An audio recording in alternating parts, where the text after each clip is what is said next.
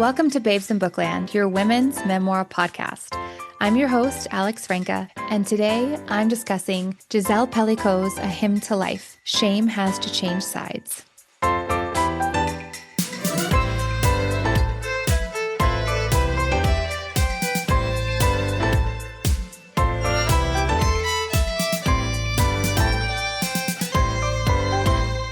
So Gisele Pelicot's memoir was written with Judith Perrillon and translated from French by Natasha Leyeur and Ruth Diver, and I apologize if I mispronounce those. It was released in February 2026 by Penguin Press, and there is no dedication. All right, so if you aren't aware of who Gisele Pelicot is, this is from her Wikipedia. She is a French woman who became a feminist icon in 2024 when she waived her right to anonymity as the victim in the Pellicot rape case. Between 2011 and 2020, she had been drugged and raped by her husband, Dominique, and 50 other men while she was unconscious, mostly in the couple's home. She only became aware of the abuse in 2020 when Dominique was arrested for upskirting women in a local supermarket. It's where he was taking pictures of women up their skirts without their consent, and a police search of his computer equipment revealed images of Gisele being raped. She writes her memoir in the aftermath of the trial and subsequent appeal. But at one point, she mentions that her second lawyer, she fires her first, asked her to write down the story of her childhood and her ex-husband. So I imagine that the seeds of the memoir started there. I want to start with this line, and it's a combination of a couple of lines from page 180 and 181. I know my story has fueled disgust for men, but it has not done that for me. The feeling persists. Love is not dead. I am not dead. I still have faith in people. Once that was my greatest weakness. Now it is my strength, my revenge. I think, like many of us, I was incredibly curious about this woman. I remember seeing photographs of her as the trial was unfolding, the comments on her bravery, the way she seemed to hold so many sexually assaulted and abused women on her shoulders with eloquence and quiet, grounded strength. I needed to hear her story. I needed to know her. And especially during this time when it feels like so many men are getting off unscathed, as our country and the world and I am grappling with Epstein's list, his files, the naming of so many pedophiles and monstrous people, and it seems like there just aren't a lot of consequences. So it was really nice to read a story where justice prevailed. All of Gisele's rapists, all 51, were found guilty, and one man who had the audacity to appeal was given an extra year in prison, so we love that. There's a loveliness about this memoir, and that word may sound strange, but the way that Gisele writes and the way that she describes what she finds joy in, the simple things in life, the love of her children and her grandchildren, living by the sea, long walks, I was sucked in immediately. Of course, this memoir also stirred a lot of anger. What happened to her was an unfathomable betrayal, and I was very angry on her behalf, even while she clung solidly to love and happiness. I was also angry on behalf of her children for reasons that I'll get into in a second, and angry that people dared to imply that Gisele was somehow in on it or enjoyed it, that there was no way that she couldn't have known what happened to her. I don't know why people have to project their own opinions onto experiences like this when they have no idea what they're talking about. And I'm really tired of this narrative that a woman or a girl was asking for it or wanted it when she was sexually assaulted, abused, or raped. In Gisele's case, she was drugged to the point of, in her own words, that when she saw the photos, it looked like her face was melting into the bed. But even if women aren't drugged or incapacitated, there are many reasons why they might seemingly go along with assault or rape, as we'll cover more when I discuss Virginia Roberts' memoir and in my upcoming discussion with Andrea Lieb about her memoir, Such a Pretty Picture. Can we please just stop blaming the women and the girls? I mean, that's really what her entire memoir is about, how shame has to shift sides, and we'll get more into that. But anyways, there were also quite a few fuck yes moments as justice was served for Gisele. And ultimately, I left this memoir hopeful and humbled. This woman had been through hell, all 9 circles and back, and she was still standing, optimistic, face towards the sun. And she invites me to do the same, no matter what challenges are going on in my life. Gisele's memoir details her own traumatic childhood. the monumental impact losing her mother at a young age had on her, the monumental impact the loving relationship between her father and her mother before her death had on her. And it also details the abusive and traumatic childhood of her ex-husband, Monsieur Pellicot, as she starts to refer to him when she can no longer think of him as her husband. But I didn't feel that her memoir in any way was an attempt to excuse her ex-husband's insanely evil behavior, maybe as a way to understand it for herself. Throughout the memoir, we see her attempt, out of necessity, she tells us, to cling to the good memories she had with her husband of over 50 years. At one point, she likens this experience to a burnt house. She writes, "Sometimes after a house fire, a few walls are left standing. Though blackened and burnt, they are still there, perhaps showing the outline of an old staircase, a pattern of wallpaper that needed changing, or a trace of footsteps and moments of togetherness. That was how it appeared to me in my mind. I was looking for a few relics among the ashes. I couldn't face losing everything.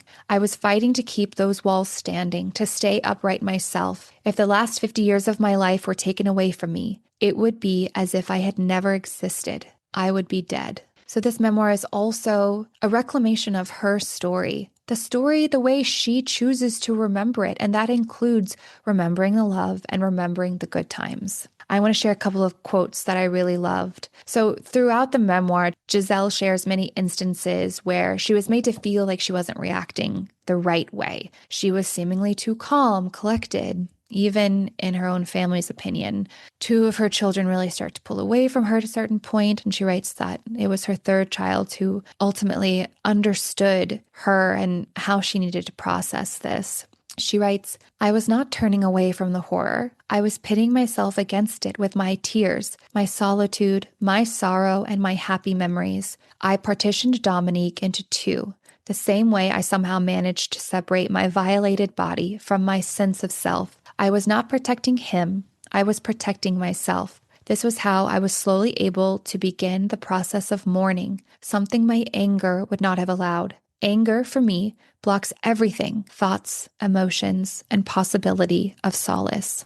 It's a reminder that we all move through life and feelings our own way, and we shouldn't judge one another. And it's hard to not give in to the condemnation of others. She writes about her daughter Caroline's anger. Caroline's anger at Caroline's part in this story. Pictures of Caroline and Caroline's sisters-in-law, Gisele's daughters-in-law, had also been found on Dominique's computer. Pictures of them in states of undress, in the shower, sleeping, and even though her father still vehemently denies ever raping her or having her raped, it's obvious that Caroline doesn't believe this, and she never seems to get the closure that she desperately needs. And that was a very heartbreaking moment in Gisele's memoir, and I didn't know that part of the story.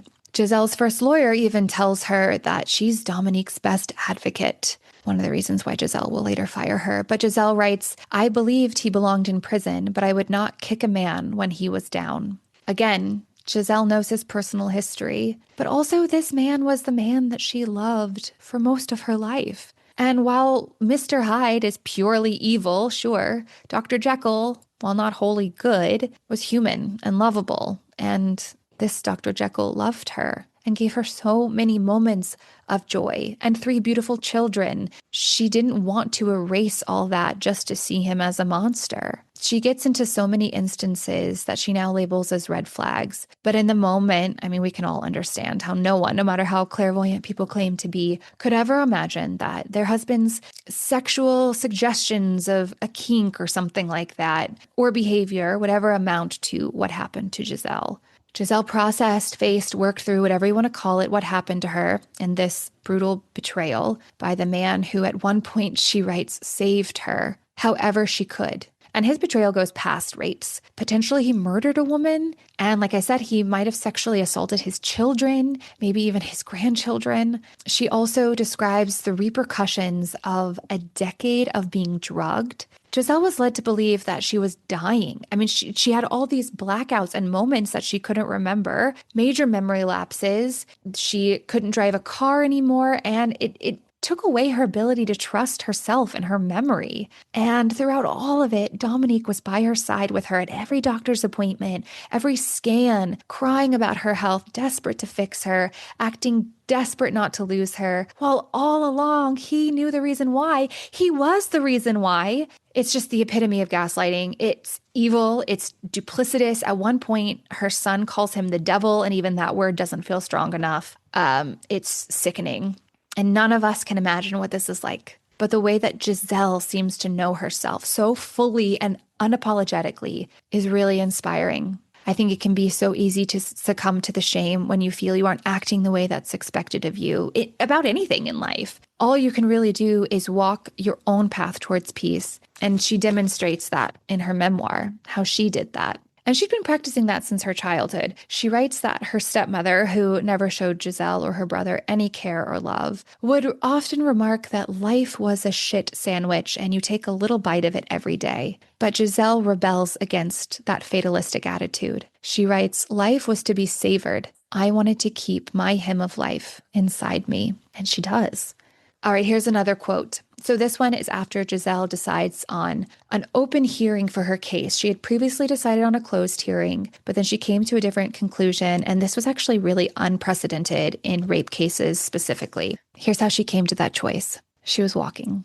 She writes, I arrived at the beach. The sea air was brisk. It filled my lungs. I felt exposed to the elements, small but utterly alive. I had the physical sensation that I needed the rest of the world. I didn't want to be alone anymore. So many strangers had shown me such kindness, made me feel welcome when I had nothing left. I wasn't scared of being seen now, of people knowing. Shame has to change sides. The words I'd first heard over a decade ago, a slogan supporting women who had survived rape and domestic violence, came into my head, like a refrain, as if tiny blades were honing my thoughts. Everyone needs to see the faces of the 51 rapists. They should be the ones to hang their heads in shame, not me. And as I read this memoir, I couldn't help but draw parallels to Chanel Miller's Know My Name. We covered it on the show in a book club episode with my friend Becca. Both women took on the weight of other women's experiences and stories because they had an opportunity to do so. Evidence, when so many other women didn't. In Gisele's case, it was hours of video footage, photographs of her husband and other men raping her. In Chanel's case, it was other witnesses, DNA. Both women experienced attempts at character annihilation. Gisele writes about how she felt like she was punched every day at the trial, but they were both able to stand tall against that. And it's interesting because I said earlier that she carried the stories of other women on her shoulders, but it also feels like she stood on the shoulders of other women. I took that from Chanel Miller's memoir as well. Both were buoyed by other women. Chanel writes about receiving letters. Gisele receives letters too. And there was a chorus of women that showed up outside of the courthouse every day, sometimes even singing for Gisele. They gave her strength. She writes, I could feel the warmth of their bodies, their emotion and their vulnerability melding with mine.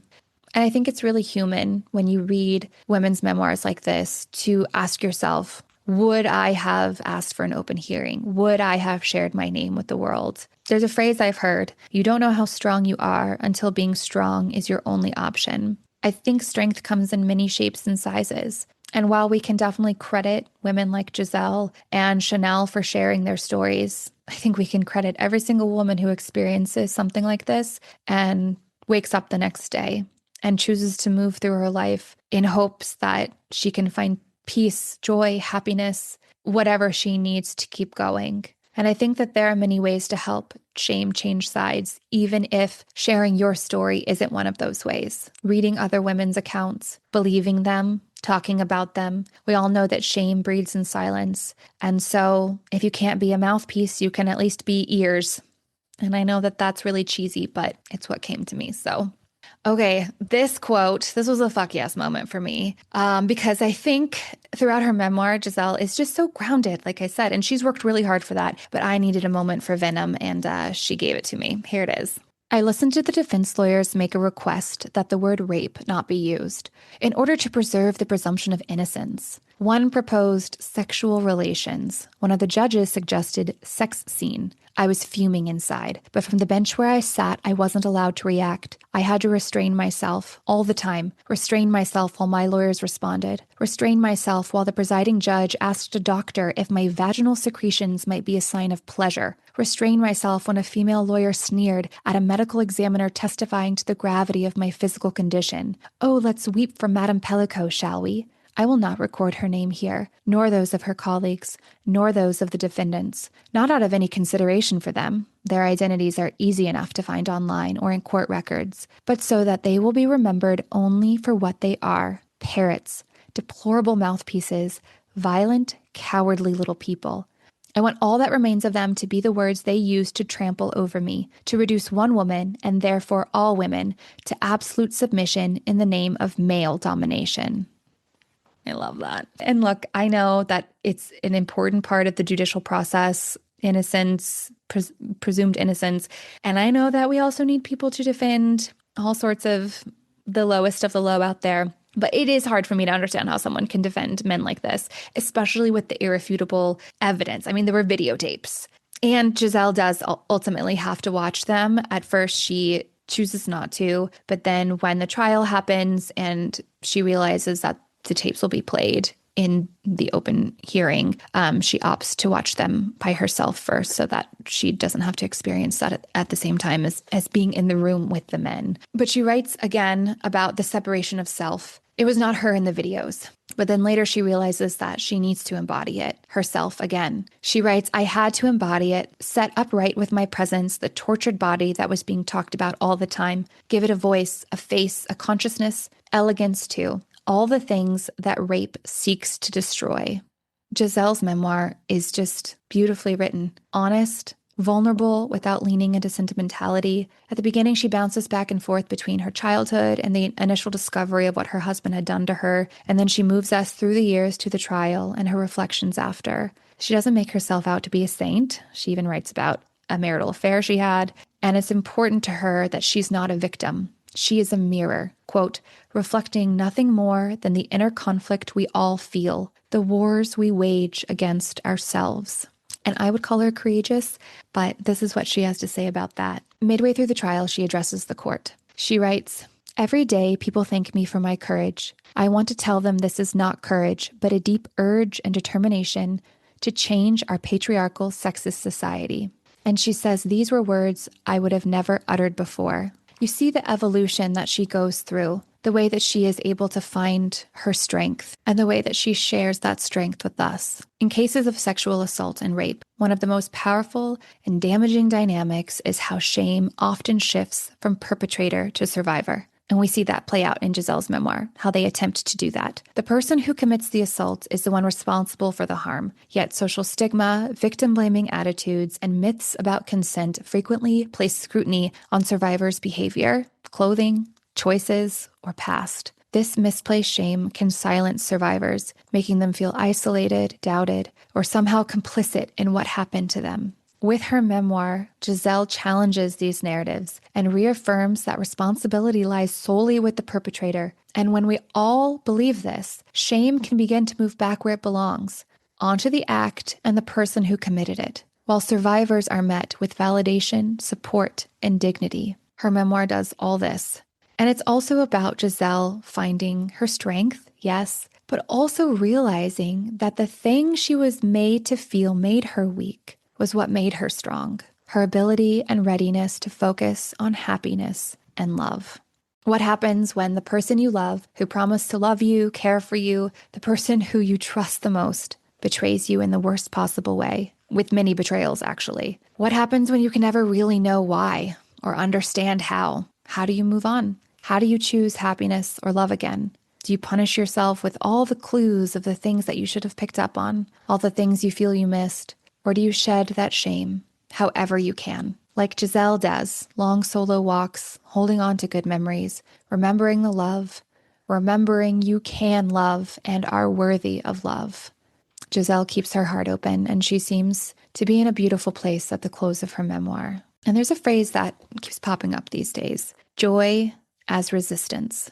Joy is an act of resistance is a famous phrase coined by Black poet Toy Derricotte in her poem The Telecycle from the 2011 book The Undertaker's Daughter. And yes, she wrote a memoir, so we might have to cover that on the show. Anyways, this phrase perfectly encapsulates Gisele's memoir to me. She refused to be defined by her suffering or allow this experience to reduce her humanity or her worth. Through her journey, I'm reminded that there is power in fighting for joy, leaning into happiness, and sustaining my belief that the world is good, that there are good people doing brave and courageous things every day. And her memoir is a hymn to life, a work in honor and in praise, all the things that life is, the beauty, the destruction, the resilience, the strength, the fragility, the loss, and the love.